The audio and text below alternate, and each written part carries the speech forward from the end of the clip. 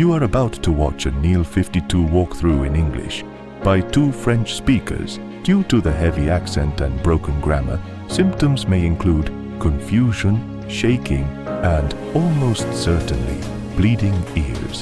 Viewer discretion is advised. Lilith has a lot of really cool features on the outside, so we wanted to show you that. So first of all, in the back here you see we have our dinghy, very important, right? And we have also a lot of space to store our water toys near the dinghy. So this is very, very practical. And actually how we put the dinghy in the water, it's a bit different system than most maybe boats or catamaran. We have a crane coming here from the boom, an electric one that can, lift the dinghy and put it in the water. So this is really cool, and now it's really safe. And as you can see, we have also those sugar scoops. And here you have more of the swim platform where you have the ladder, a very sturdy ladder. Actually, it's really cool. And Nicolas is pretty tall, so he really loves it because sometimes you have just two steps, and this one is really cool. And we also have, of course, the outside shower. We have warm water, yes, because I'm a little bit chilly often, so this is really, really nice. And Nicolas is also going to show you now some of those features that are a little bit different and really interesting here. So this boat is all about the volumes, and a lot of them are very unexpected in their placement and how large they are.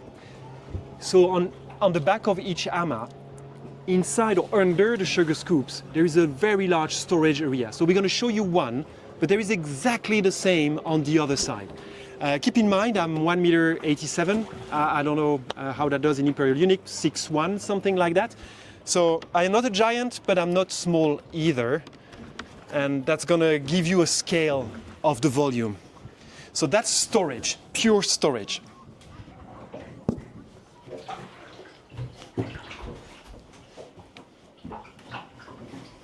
Okay, I'm seated here now. If I stand tall, I mean, we could close the hatch and I would still be able to stand. That's a good idea, actually. Come on. I'm kidding. Give me the camera, I'm gonna show them inside. So in some boats, that can be a skipper cabin, which I think looks a bit more like a prison. So don't do that to your skipper, give them a real bed if you can. But here we have all our water toys, but we're using like a third of it, like the dark space behind is actually another place to store things. Like that opening opens up in another area where you can store boxes and water toys and what's not. So that's a huge space, and you have exactly the same on the other side. So it's very peculiar to have storage area at the back of the boat. Most catamaran, for instance, in the back they have the engines, and storage space is only in the front, which for water toys and tools and things like that is probably not the best. So that's a lovely space. While we were editing the video, we stumbled upon a NEEL 52 that had a skipper cabin installed. So we took a sneak peek so you can have a look.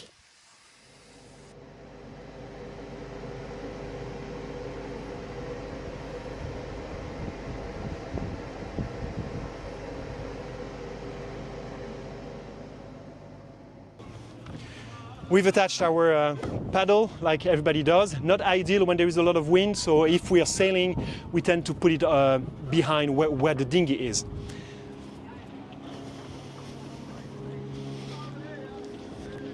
So this space makes it very obvious that this is a trimaran, right?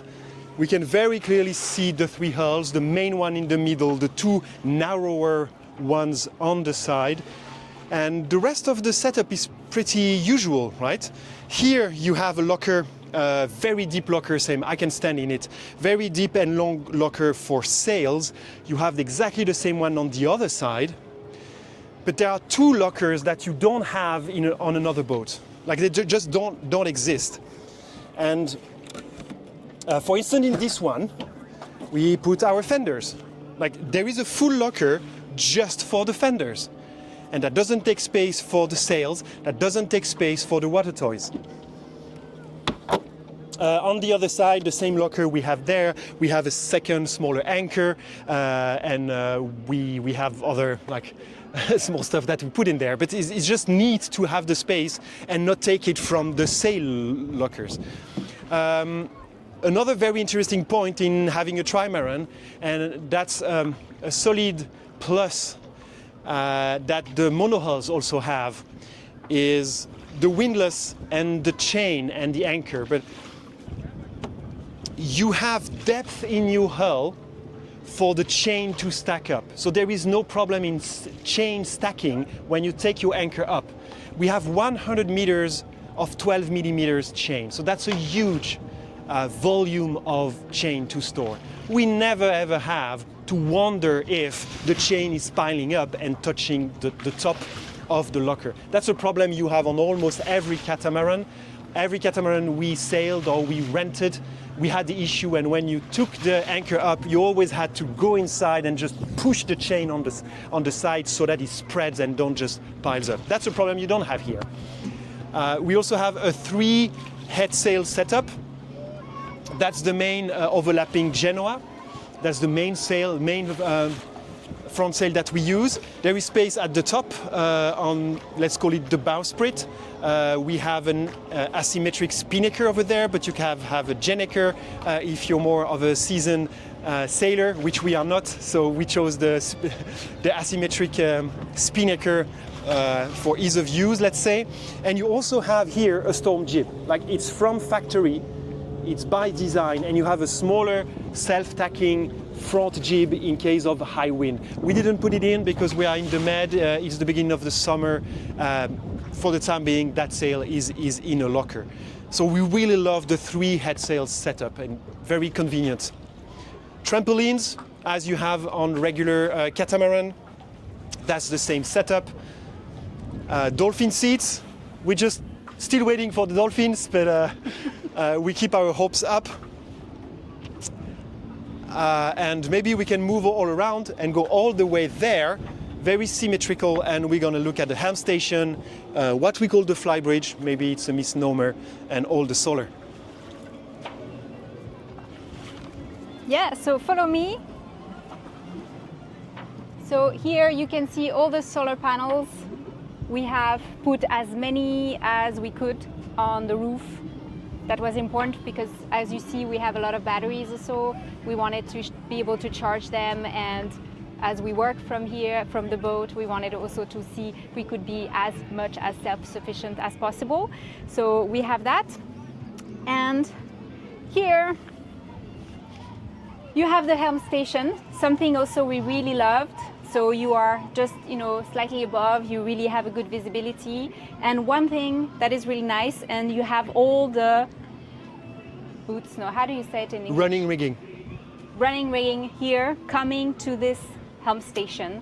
So actually it's very easy to sail on your own and to, do the easy stuff on your own. I don't necessarily need Nicolas or vice versa when we sail. So of course we have here all the instruments. We chose to use Garmin here, and we have the plotter and all the other things. I don't remember the names, sorry, in English, but the usual things. And of course the engine, we have a thruster as well for is it the bow? Yeah, exactly. So we have 3 electric winches.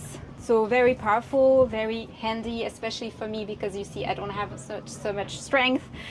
So this is very cool, I love it, and it's very easy then to handle the boat. And this is also one of my favorite part of the boat is the sun deck or the fly bridge. I don't know how you want to call it, but this is cool. You can come here, and that's actually also where we started the video.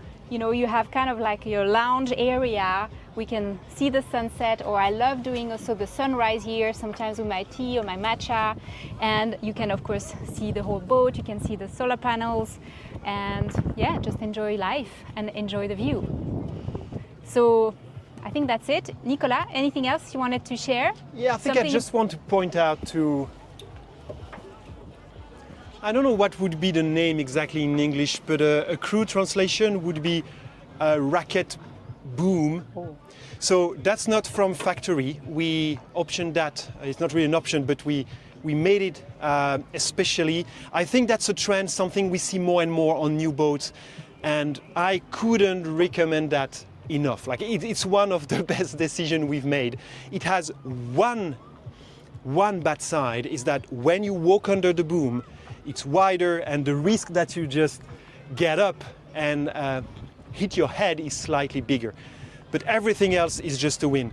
For security, it's really good. You can tie things up. You can walk inside your lazy bag if you need to go on the mainsail. It's much more sturdy and stable if you have to go inside. For security, I've said it already, but like I cannot stress enough how often I just grab these when I have to work on that area. So I think that's the main thing I wanted to point out. Let's have a seat in that place you love so much. That's a good way to end the video, I guess, with a little bit of noisy neighbors, but we are in the Costa Brava in Spain. It's Sunday. People are enjoying themselves, so I think that's probably very positive noises. If you have any questions, drop a comment below. We're going to read them. We'll try to address the questions. Please don't hesitate. Yeah, let us know. Cheers, guys. Cheers.